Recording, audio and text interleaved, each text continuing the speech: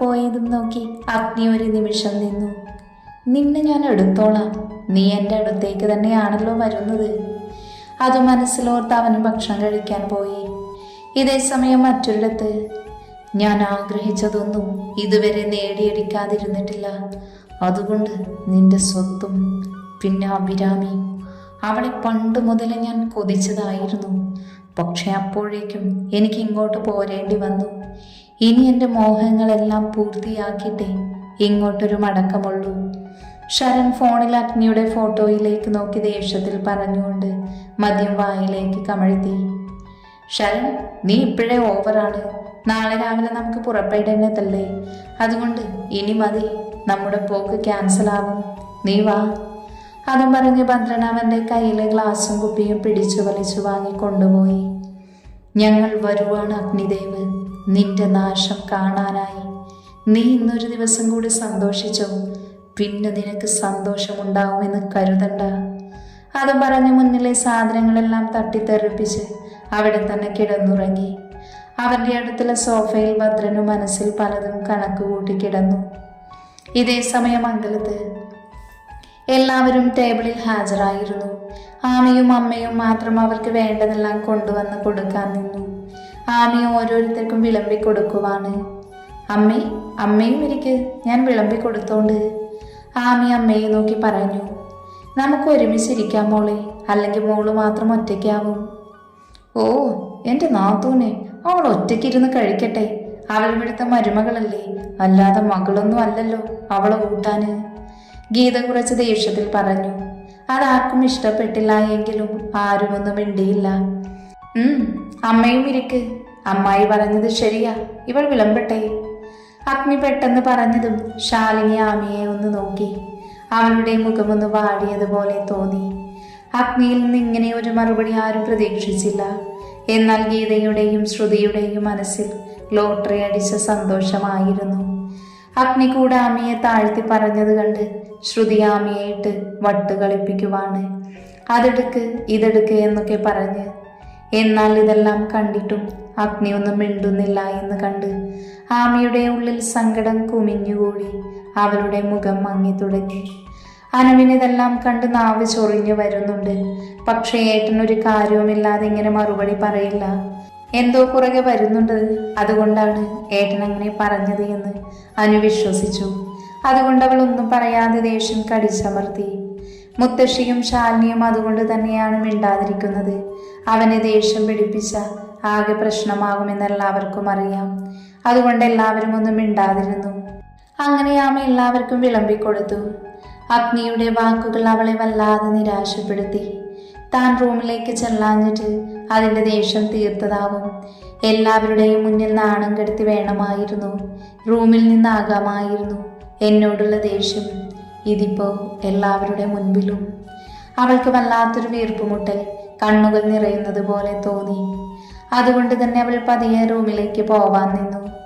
D, നീ എങ്ങോട്ടാ? അഗ്നിയുടെ പെട്ടെന്നുള്ള വിളിയിൽ അവളൊന്ന് തിരിഞ്ഞു നോക്കി. നീ എങ്ങോട്ടാ? ആ കസേരെടുത്ത് ഇങ്ങോട്ടിട്ടേ. മുത്തശ്ശിയുടെ അടുത്തുള്ള ചെയർ ചൂണ്ടി അഗ്നി പറഞ്ഞു. അവൻ പറഞ്ഞിട്ടും ഒന്നും മനസ്സിലാവാതെ അവനെ തന്നെ അന്തം വിട്ട് നോക്കി നിൽക്കുന്ന ആമിയെ നോക്കി അവൻ വീണ്ടും പറഞ്ഞു. പറഞ്ഞത് മനസ്സിലായില്ലേ? ആ കസേരെടുത്ത് ഇവിടെ ഇടാൻ. അവൻ കുറച്ചുകൂടി ശബ്ദമുയർത്തി പറഞ്ഞു.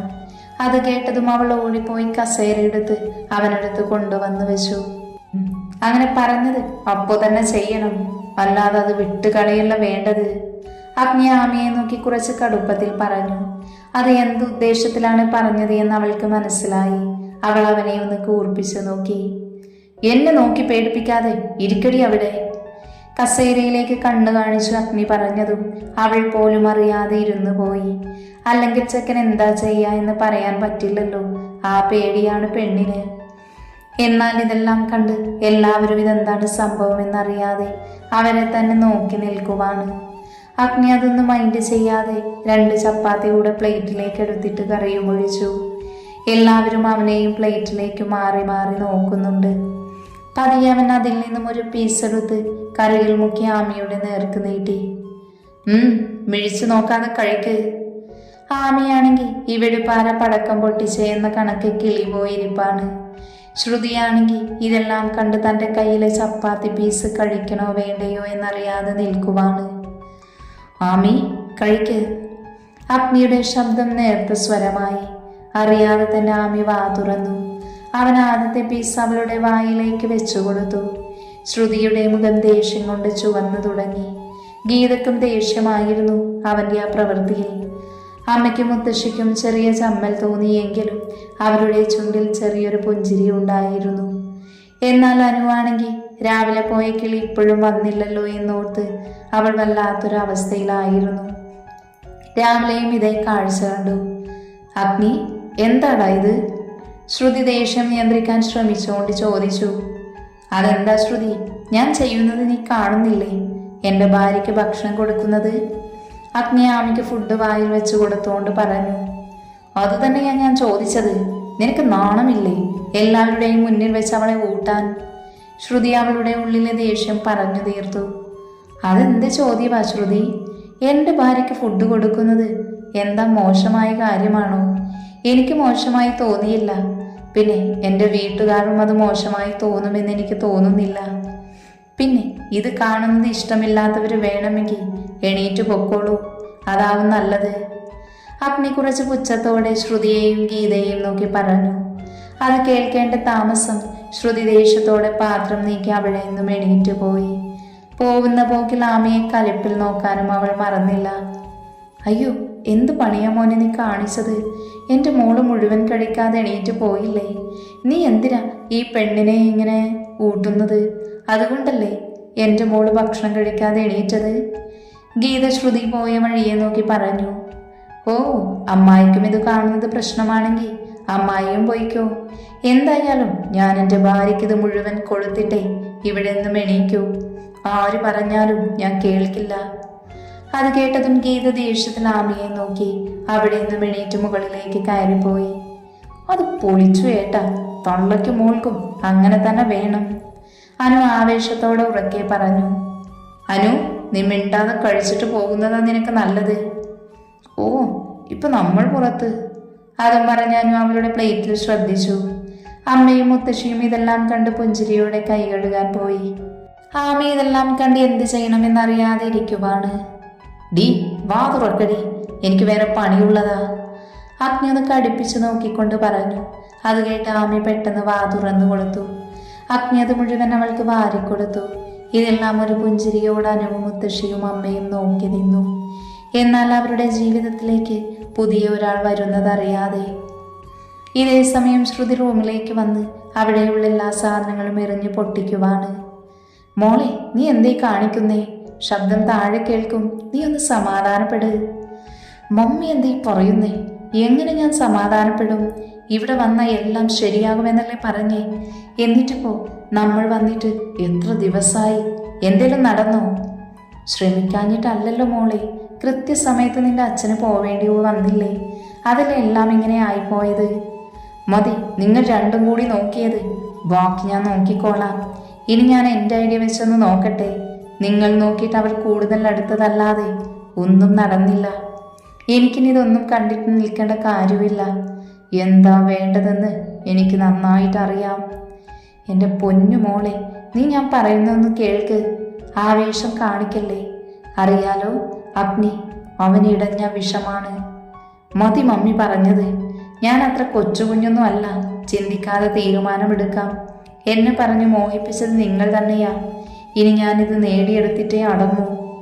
അരുഷത്തിൽ ഗീതയെ തള്ളി മാറ്റി ശ്രുതി ബാത്റൂമിലേക്ക് നടന്നു. പോണ പോക്കിൽ കട്ടിൽ കിടന്നൊരു തലയണ കൂടി വെറുതെ എടുത്ത് വലിച്ചെറിഞ്ഞു. വെറുതെ എന്തിനോ വേണ്ടി തിളക്കുന്ന സാമ്പാർ പോലെ. ഇനിയെല്ലാം വരുന്നിടത്ത് വെച്ച് കാണാമെന്ന് പറഞ്ഞ് മുകളിലോട്ട് നോക്കി. ആരോടോ ആത്മഗതം പറഞ്ഞ് ഗീത ഫോണെടുത്ത് കോൾ ചെയ്തു. ഇതേ സമയം അനുവിൻ്റെ റൂമിൽ. ഒന്ന് വിളിച്ചാലെന്താ അങ്ങേർക്ക്? ഡയലോഗ് അടിച്ച് ഉമ്മയെ വെച്ചിട്ട് ഒറ്റ പോക്ക്. ഞാനിപ്പോൾ ആരായി? ഇനി ഇങ്ങോട്ട് വരട്ടെ, കല്ലുപെറുക്കി എറിയും ഞാൻ. ദുഷ്ടനായാള്. ഫോണും കയ്യിൽ പിടിച്ച് തലവഴി പുതപ്പിട്ട് വിച്ചുവിനെ മുട്ടൻ തെറി വിളിക്കുവാണ് അനു. കൊച്ചിന് ഉറങ്ങാൻ പറ്റുന്നില്ല. അതുതന്നെ കാരണം. രാവിലത്തെ സംഭവം ഓർക്കുന്തോറും വട്ടുപിടിക്കുവാണ് അവൾക്ക്. ഇടയ്ക്ക് മുടി വരെ വലിച്ചു പറിക്കുന്നുണ്ട്. അങ്ങോട്ട് വിളിച്ചാലോ? എൻ്റെ ഉറക്കം കളഞ്ഞിട്ട് പോത്തുപോലെ കിടന്നുറങ്ങുന്നുണ്ടാവും കാലമാടൻ. അല്ലൻ വേണ്ട, എനിക്കുണ്ട് അഭിമാനം. എൻ്റെ ഉമ്മ, അയ്യോ, വെറുതെ മാനത്ത് നോക്കി നിന്നവൻ അതും കൊണ്ടുപോയി. മൂക്ക് പിഴിഞ്ഞ് സങ്കടം പറഞ്ഞ് സ്വയം നെഞ്ചത്തടിക്കുവാണ് കുട്ടി. ഷേ, ഒന്ന് എൻജോയ് ചെയ്യാൻ കൂടി പറ്റിയില്ല. എന്തൊക്കെ പ്രതീക്ഷയായിരുന്നു. പണ്ടാരം പിടിച്ചു ഞെക്കിയ കൊണ്ട് ശ്വാസം മുട്ടി ചത്തൂന്ന് വിചാരിച്ചു. അപ്പോഴാ എൻജോയ് ചെയ്യാൻ പോണേ. അയ്യോ, ഞാനിതേത് ആരോടാ പറയുന്നേ? സങ്കടം സഹിക്കാൻ വയ്യാതെ കട്ടിൽ കിടന്ന് ഉരുണ്ടു മറിയുമ്പോഴാണ് ആ വിളി വരുന്നത്. അത് കുട്ടിയുടെ ഫോൺ ബെല്ലടിച്ചു. ഏത് നാറിയ ഇത് ഈ നേരത്ത്? പ്രാഗിക്കൊണ്ട് ഫോൺ എടുത്ത് നോക്കിയതും കണ്ണൊന്ന് മിഴിഞ്ഞു. Oh my God, Vishnu. ഫോണൊന്ന് ബെല്ലടിച്ച് നിന്ന് അപ്പോഴും എന്ത് ചെയ്യുമെന്നറിയാതെ ഫോണും കയ്യിൽ പിടിച്ച് നിൽപ്പാണവൾ. പിന്നെയും ഫോൺ ബെല്ലടിച്ചതും രണ്ടും കൽപ്പിച്ച് അറ്റൻഡ് ചെയ്തു. എന്താണ് ഫോൺ എടുക്കാനൊരു താമസം? അപ്പുറത്തുനിന്നും വിച്ചുവിൻ്റെ കുസൃതി നിറഞ്ഞ ശബ്ദം. ഹലോ. ചോദിച്ചത് കേട്ടില്ലടി, എന്താണ് ഫോൺ എടുക്കാനൊരു താമസമെന്ന്? അത് ഞാൻ ഉറങ്ങുമായിരുന്നു, ബെല്ലടിച്ചത് കേട്ടില്ല. അത് വെറുതെ. ഇന്നത്തെ രാത്രി നീ പതിവ് പോലെ കിടന്നുറങ്ങിയെന്ന് പറഞ്ഞ അത് മാത്രം ഞാൻ വിശ്വസിക്കൂല മോളെ. ഞാൻ എന്തിനാ ഉറങ്ങാതിരിക്കണം? എനിക്ക് നല്ല ഉറക്കം വന്നു, അതാ. അപ്പോൾ നീ എന്നെ ഓർത്തേയില്ല? ഇല്ല. എന്നോട് മിണ്ടണമെന്ന് തോന്നിയില്ല? എന്നെ വിളിക്കണമെന്ന് തോന്നിയില്ലേ നിനക്ക്? ഇല്ല. പിന്നെ ഞാൻ നിങ്ങളെ ഓർത്തിരിക്കുവല്ലേ ഈ പാതിരാത്രി. വേറെ പണിയുണ്ട് എനിക്ക്. ഓഹോ, അപ്പം നീ എന്നെ ഓർത്തില്ല. പക്ഷേ ഞാൻ നിന്നെ ഓർത്തു. നിന്നോട് മിണ്ടാതെ ഉറങ്ങാൻ പറ്റൂല എന്ന് ഓർത്തു. എനിക്കൊന്നും കേൾക്കണ്ട. എന്തിനതൊക്കെ എന്നോട് പറയുന്നേ? അനുവിന് അവൻ്റെ ശബ്ദത്തിൽ നിന്ന് ആകെ വെപ്രാളമായി പോയിരുന്നു. പിന്നെ ഞാൻ ആരോടാ പറയേണ്ടത്? നിന്നെയല്ലേ ഞാൻ ഇന്ന് കെട്ടിപ്പിടിച്ചേ, നിന്നെയല്ലേ ഞാൻ ഇന്ന് കിസ് ചെയ്തേ. പ്രിയ, കേൾക്കുന്നുണ്ടോ പെണ്ണേ നീ? ഒന്നും മിണ്ടാതിരിക്കുന്നത് കണ്ട് വിച്ചു വീണ്ടും ചോദിച്ചു. അതിനവളൊന്ന് മോളി. എന്ത് സോഫ്റ്റാണടി നിന്റെ ആ ലിപ്സ്. ശരിക്കും പിടിവിടാൻ തോന്നിയില്ല. പിന്നെ നിശ്വാസം കിട്ടാതെ തളർന്നു പോയത് കൊണ്ടാണ് ഞാൻ നിർത്തിയേ. അത്രയും സോഫ്റ്റ്, പൂവ് പോലെ. വേണ്ട, ഇനി പറയില്ലേ പ്ലീസ്. എന്തേ, എന്തു പറ്റി നിനക്ക്? ഒന്നുമില്ല. ഇപ്പോഴും എനിക്ക് തോന്നുന്നുണ്ട് ഒന്നുകൂടെ നിൻ്റെ ആ സോഫ്റ്റ്. വിച്ചുവേട്ട പ്ലീസ് പറയില്ലേ, എനിക്ക് പറ്റണില്ല. വിച്ചു പറഞ്ഞു തീരും മുന്നേ അനുയിടയ്ക്ക് കയറിയിരുന്നു. ആകെ വിയർത്തു പോയിരുന്നു അവൾ അവൻ്റെ സംസാരത്തിൽ. ഇപ്പം നീ എന്താ വിളിച്ചേ? ബഹുമാനമൊക്കെ ആയല്ലോ. അത് ഞാൻ അറിയാതെ പറഞ്ഞു പോയതാ. പൊന്നുമോളെ, ഉരുളണ്ട, കയ്യിൽ നിന്ന് പോയെന്ന് മനസ്സിലായി. അപ്പം പറയേ, എന്നെ ഓർത്തേയില്ലേ നീ? അങ്ങനെ വഴിക്ക് വാടി കള്ളിപ്പെണ്ണേ. ഞാൻ കള്ളിയൊന്നുമല്ല. അനു ചുണ്ട് കുറിപ്പിച്ച് കൊഞ്ചിക്കൊണ്ട് പറഞ്ഞു. ആണല്ലോ, നല്ല ഒന്നാന്തരം കള്ളിയാ. പൊട്ടി. പട്ടീന്നോ? മര്യാദയ്ക്ക് ബഹുമാനിച്ചോണം. അയ്യടാ, പറ്റിയൊരു മുതൽ. പാവം, ഒരു പെങ്കൊച്ചിന് അവളുടെ സമ്മതമില്ലാതെ പിടിച്ചുമ്മിച്ചതല്ലടോ താന്. കശ്മലൻ. എന്തോ, എങ്ങനെ? എന്നിട്ട് എന്തിനാടി നീ തിരിച്ചു പ്രതികരിക്കാതിരുന്നേ? അതെന്നെ ഞെക്കിപ്പിടിച്ചിട്ടല്ലേ? എടാ, പിടിവിട്ടപ്പോൾ ഒന്നും പറഞ്ഞില്ലല്ലോ. സത്യം പറ പ്രിയ, നീ എൻജോയ് ചെയ്തില്ലേ? പിന്നെ ഒന്ന് പറഞ്ഞിട്ട് തന്നൂടായിരുന്നോ? ഇതിപ്പോൾ മനുഷ്യൻ ബോധം വന്നപ്പോൾ എല്ലാം തീർന്നില്ലേ? ആരോടോ എന്ന പോലെ അനു പറഞ്ഞു. പക്ഷെ സൗണ്ട് അല്പം കൂടിയത് കൊണ്ട് വിച്ചു വ്യക്തമായി കേട്ടു. ഓഹോ, അപ്പം അങ്ങനെയാണ്. നമുക്ക് വഴിയുണ്ടാക്കാം. ഇനി ഞാൻ ഉമ്മിക്കുമ്പോഴേ ഇതുപോലെ പെട്ടെന്ന് നിന്നെ വിടില്ല. ഇന്നും വിടാൻ ആഗ്രഹം ഉണ്ടായിട്ടല്ല, പിന്നെ അവളെ കൊണ്ട് ഞാൻ നിർത്തില്ല എന്ന് എനിക്ക് തന്നെ അറിയാം. എൻ്റെ കൺട്രോൾ പോയാൽ പിന്നെ പിടിച്ചാൽ കിട്ടില്ല. അത് മോൾക്ക് വൈകാതെ മനസ്സിലാവും. എന്ത്? അല്ല, നല്ല പോലെ ഓർമ്മയിൽ നിൽക്കത്തക്ക രീതിയിൽ ഒരെണ്ണം ഇനി കാണുമ്പോൾ തരാമെന്ന്. അയ്യേ, ഞാൻ ഏട്ടനോട് പറഞ്ഞു കൊടുക്കും. അയ്യേ, അതൊക്കെ വേണോ? അളിയനോട് ഇതൊക്കെ പറയുന്ന മോശമല്ലേ? വെച്ചിട്ട് പോടോ ഉമ്മച്ച. ഇനി ഉമ്മാന്ന് പറഞ്ഞു വന്നാലേ അപ്പം കാണിച്ചു തരാം. കൊതിപ്പിച്ചു കടന്ന് കളയില്ലേ, കാണിക്കണം പെണ്ണേ. വെച്ചിട്ട് പോടോ മാങ്ങാണ്ടി മോറ. അത്രയും പറഞ്ഞ് ഒറ്റഞ്ഞെക്കിന് ഫോൺ ഓഫാക്കി തലവഴി പുതപ്പിട്ടു അനു. പതിയെ പുതപ്പിനിടയിലൂടെ കൈയിട്ട് ഫോൺ എടുത്ത് ഒന്നുകൂടെ നോക്കി ഇറുക്കി കണ്ണടച്ചു. ഇതേ സമയം അനുവിൻ്റെ ഫോട്ടോയിലൂടെ വിരലുകൾ ഓടിക്കുവാണ് വിച്ചു. അവൻ്റെ ചുണ്ടിൽ അപ്പോൾ ഒരിക്കലും മായാത്തൊരു കള്ളപ്പുഞ്ചിരി ഉണ്ടായിരുന്നു. നീ എൻ്റെ പ്രാണനാണ് പെണ്ണെ, എൻ്റെ പാതിയായി എൻ്റെ കൂടെ മരണം വരെ നീ ഉണ്ടാവണം. ഇതേ സമയം അഗ്നിയുടെ റൂമിൽ. അഗ്നി നേരത്തെ റൂമിലെത്തിയിരുന്നു. ആമി ചെറിയൊരു പേടിയോടെയാണ് വന്നത്. അത് അവളുടെ മുഖത്തു നിന്ന് തന്നെ മനസ്സിലാവുന്നുണ്ട്. അവൾ പതിയെ റൂമിലേക്ക് കയറി വാതിലടച്ചു. കുറ്റിയിട്ട് അഗ്നിയെ ഒന്ന് നോക്കി. അപ്പോഴുണ്ട് അവൻ ലാപ്പിൽ. ഏതു നേരം ഇതിൽ തന്നെയാണല്ലോ, അതുകൊണ്ട് ഭാഗ്യം. പതിയെ ബെഡിൽ കയറി കിടക്കാം. അതും പറഞ്ഞ് ആമി ബാത്റൂമിൽ കയറി ഫ്രഷായി വന്നു. അപ്പോഴും അവൻ അതിൽ തന്നെ. അവൾ പിന്നെ അവനെ മൈൻഡ് ചെയ്യാതെ ഒരറ്റത്ത് വന്ന് കിടന്നു. എന്നാൽ ഇതെല്ലാം അഗ്നി കാണുന്നുണ്ടായിരുന്നു. അവൻ്റെ ചുണ്ടിൽ പുഞ്ചിരി വിരിഞ്ഞു. അവൻ പതിയെ സൗണ്ട് ഉണ്ടാക്കാതെ എല്ലാം എടുത്തു വെച്ച് ബെഡിലേക്ക് കിടന്നു. പെട്ടെന്നാണ് അവൻ ആമിയെ പിടിച്ചു വലിച്ച് അവൻ്റെ നെഞ്ചിലേക്കിട്ടത്. അങ്ങനെയൊന്ന് പ്രതീക്ഷിക്കാത്തത് കൊണ്ട് ആമിയൊന്ന് ഞെട്ടിപ്പോയി. നീ എന്താ കരുതിയത്? നിനക്ക് തരാനുള്ളത് ഞാൻ മറന്നു എന്നു. എല്ലാം കൂടെ പലിശ അടക്കം വാങ്ങിക്കോ മോളെ. അതും പറഞ്ഞ് അഗ്നി അവളെയും കൊണ്ട് ഒറ്റമറിച്ചിൽ. ഇപ്പം അവൻ മുകളിലും അവൾ താഴെയുമാണ്. ആമി പേടിയോടെ കണ്ണുകൾ ഇറുക്കെ അടച്ചു. അഗ്നി ഒന്ന് എണീറ്റ് അവൻ്റെ ടീഷർട്ട് ഊരി മാറ്റി അവളിലേക്ക് അമർന്നു. ഇങ്ങനെ അവനെ ഇത്രയും അടുത്ത് കാണുന്നത് ഇതാദ്യമായാണ്. അതുകൊണ്ട് തന്നെ അവളുടെ ശരീരം ഒന്ന് കുളിർന്നു. പക്ഷെ അപ്പോഴും അവൾ കണ്ണു തുറന്നില്ല. അവളുടെ കൈ അവൻ്റെ നഗ്നമായ നെഞ്ചിലമർന്നു. അഗ്നിക്ക് അവളുടെ സ്പർശനം പോലും വല്ലാത്തൊരു അനുഭൂതിയായി തോന്നി. ആമി, കണ്ണു തുറക്ക് പെണ്ണേ. അവളുടെ മുഖത്തേക്ക് ഉറ്റുനോക്കിക്കൊണ്ട് അവൻ പറഞ്ഞതും അവളില്ല എന്ന പോലെ തലയനക്കി. അത് കണ്ടതും അഗ്നിക്ക് വാശിയായി അവളെ കൊണ്ട് കണ്ണു തുറപ്പിക്കുമെന്ന്. അവൻ പതിയെ അവളുടെ കണ്ണുകളിലേക്ക് ഊതി. അവൻ്റെ ചുടുനിശ്വാസം കണ്ണിൽ തട്ടിയതും അവളുടെ കൃഷ്ണമണികൾ ചലിക്കുന്നത് അവൻ കണ്ടു. ആമി, നിനക്ക് കണ്ണു തുറക്കുന്നതാണ് നല്ലത്. അല്ലെങ്കിൽ പൊന്നുമോളെ നീ താങ്ങത്തില്ല. പിന്നെ നീ പറഞ്ഞിട്ടൊന്നും കാര്യം ഉണ്ടാവില്ലേ? അവൻ വശ്യമായ ചിരിയോടെ അവളുടെ അതിരങ്ങളിലേക്ക് നോക്കിക്കൊണ്ട് പറഞ്ഞു. പണ്ട് മുതലേ തന്നെ കൊതിപ്പിക്കുന്ന അവളുടെ ചെഞ്ചുണ്ടുകൾ നോക്കി അവൻ നിന്നു. എവിടെ? പെണ്ണ് കേട്ടില്ല. അവൾ കിടന്ന് പിടയുന്നതല്ലാതെ കണ്ണു തുറന്നില്ല. അവളുടെ അതിരങ്ങൾ വിറയ്ക്കുന്നുണ്ടായിരുന്നു. ആമി, ഞാൻ പറയുന്നത് കേൾക്കില്ലേ പെണ്ണേ? അവൻ വീണ്ടും പറഞ്ഞതും ആമിക്ക് കണ്ണു തുറക്കണമെന്നുണ്ട്.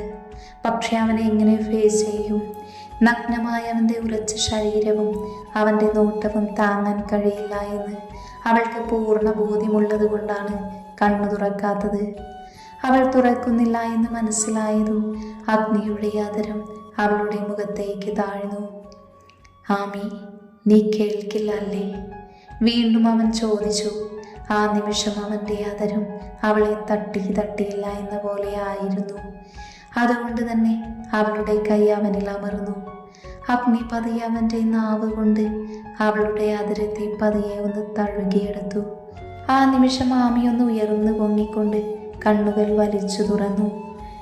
ദേവേട്ട, വേണ്ട, അവൾ വിറയലോട് പറഞ്ഞു. എന്നാൽ അഗ്നി വല്ലാത്തൊരവസ്ഥയിലായിരുന്നു. അവളുടെ ആദരങ്ങളുടെ സോഫ്റ്റ്നെസ് അവനെ കൂടുതൽ ആവേശത്തിലാഴ്ത്തി. അഗ്നി ആമിയുടെ കണ്ണിലേക്കൊന്ന് തല ഉയർത്തി നോക്കി. ആ നിമിഷം ആമിയൊന്ന് വിറച്ചുപോയി. കാരണം അങ്ങനെയായിരുന്നു അഗ്നിയുടെ അവസ്ഥ. കണ്ണെല്ലാം ചുവന്ന്, കഴുത്തിലെ ഞരമ്പെല്ലാം പിടഞ്ഞ്, നെറ്റിയിലെ ഞരമ്പും പിടഞ്ഞിട്ടുണ്ട്. വല്ലാത്തൊരനുഭൂതിയിലായിരുന്നു അവൻ. ആമി പേടിയോടെ അവൻ്റെ കണ്ണുകളിലേക്ക് ഉറ്റുനോക്കി. ഞാൻ പറഞ്ഞതല്ലേ ആമി, ഇനി എന്നെ തടയരുത് പ്ലീസ്. എന്നെ തടഞ്ഞാൽ പിന്നെ ഞാൻ എങ്ങനെ പ്രതികരിക്കുമെന്ന് എനിക്കറിയില്ല. നിനക്ക് ഞാൻ ഒരുപാട് വാണിംഗ് തന്നതല്ലേ പെണ്ണേ. അതും പറഞ്ഞ് അവൻ ഒന്നുകൂടി അമർന്നു. അവളുടെ മാറുകൾ അവൻ്റെ ദൃഢമായ നെഞ്ചിൽ തട്ടി ഞെരിഞ്ഞമർന്നു. അഗ്നിയിൽ നിന്നറിയാതെ സൗണ്ട് പുറത്തേക്ക് വന്നു. ആമിയുടെ കൈ അവൻ്റെ പുറത്തമർന്നു.